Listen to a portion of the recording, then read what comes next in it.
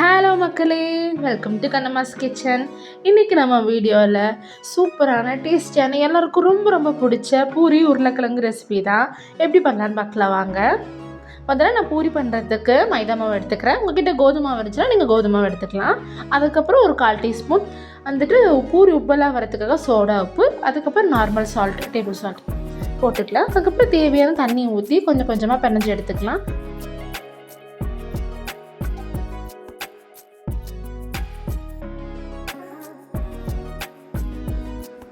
பாருங்கள், மாவு நல்லா பிணைஞ்சிட்டு கொஞ்சம் நேரம் அதில் எண்ணெய் ஊற்றி மூடி வச்சிடலாம். அப்போ தான் இன்னும் கொஞ்சம் நமக்கு சாஃப்டாக இருக்கும் பருத்துறதுக்கு.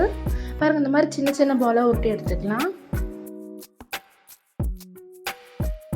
உங்களுக்கு பெருசாக வேணாலும் நீங்கள் பெருசாக அதுக்கேற்ற மாதிரி உருட்டி எடுத்துக்கலாம். நான் சின்ன சின்னதாக உருட்டி எடுத்துக்கிறேன்.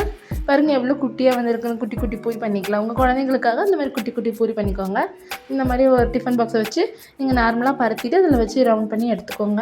இல்லைன்னா நீங்கள் நார்மல் பூரியை போட்டுக்கலாம். இந்த மாதிரி குட்டி குட்டி பூரி வந்துட்டு கண்டிப்பாக குழந்தைங்க பார்த்தோன்னு விரும்பி சாப்பிடுவாங்க.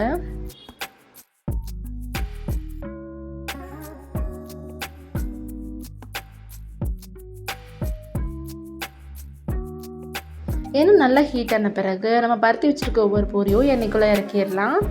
பாருங்கள், சூப்பராக புஃப் புஃப்னு வந்திருக்கு. நம்ம பூரி எல்லா பூரியுமே நல்லா புஃப் புஃப்னு வந்திருக்கு பார்த்தீங்களா.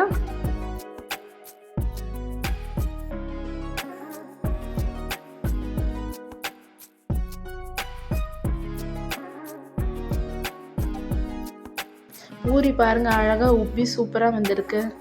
அதெல்லாம் குட்டி குட்டி பூரி. இப்போ வந்துட்டு ஒரு மீடியம் சைஸ் பூரி வந்துட்டு ஒரு பெரியவங்க சாப்பிட்ற அளவுக்கு பருத்தி எடுத்துக்கலாம்.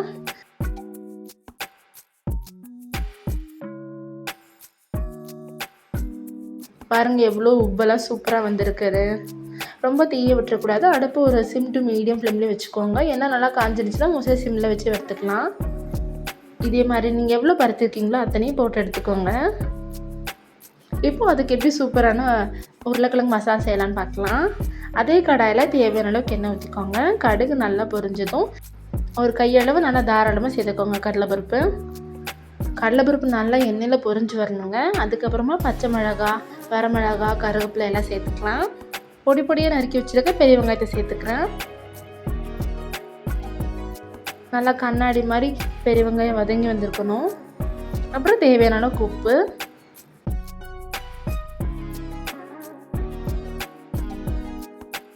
2லேருந்து 3 மீடியம் சைஸ் தக்காளி சேர்த்துக்கிறேன். அப்புறம் மஞ்சத்தூள், தேவையான அளவுக்கு மிளகாத்தூள், வீட்டில் அரைச்ச மிளகாத்தூள் தாங்க. இப்போ தேவையான அளவுக்கு தண்ணி ஊற்றிக்கலாம். மசாலாலாம் நல்லா கொதித்து வரணும், அதுக்காக நம்ம தண்ணி ஊற்றிக்கலாம்.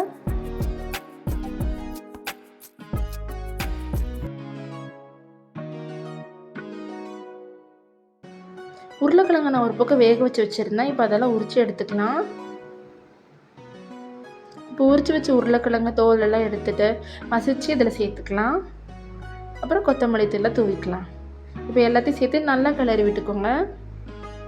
மசாலா எல்லாம் ஒன்றா சேரணும், கொஞ்சம் டைம் எடுக்கும். இன்னும் கொஞ்சம் தண்ணி வேணால் சேர்த்து நல்லா மூடி வச்சிட்டிங்கன்னா 2 நிமிஷத்துக்கு சூப்பரான மசாலா ரெடி ஆகிடும். வா, ரெடி ஆகிடுச்சு பாருங்கள் சூப்பரான உருளைக்கிழங்கு மசாலா. இந்த கடலைப்பருப்பு, உருளைக்கிழங்கு எல்லாம் சேர்ந்து ஒரு சூப்பரான மசாலா ரெடி ஆகிடுச்சு.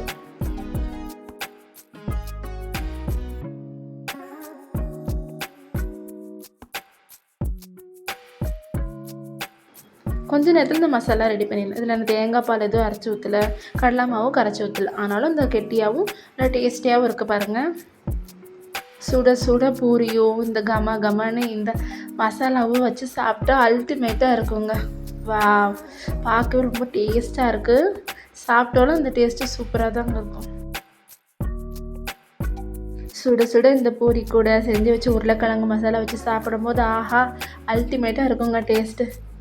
கண்டிப்பாக நான் சொன்ன மாதிரி உங்கள் வீட்லேயே ட்ரை பண்ணி பாருங்கள். எப்படி இருந்துச்சுன்னு கமெண்ட்டில் சொல்லுங்கள்.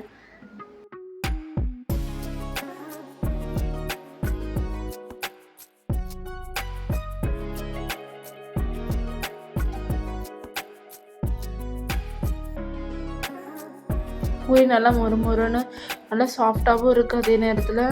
இப்போ எப்படி இருக்குன்னு பார்க்கலாம். சூப்பராக இருக்குங்க. நல்லா சுட சுட பூரி, ரொம்பவும் காரம் இல்லாமல் காரமும் குறையும் இல்லாமல் ஆனால் மீடியமான ஃப்ளேவரில் மசாலா.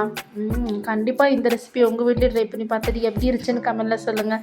மறக்காமல் நம்ம சேனலை லைக் பண்ணுங்கள், ஷேர் பண்ணுங்கள், சப்ஸ்கிரைப் பண்ணுங்கள். பாய், நெக்ஸ்ட் வீடியோவில் பார்க்கலாம்.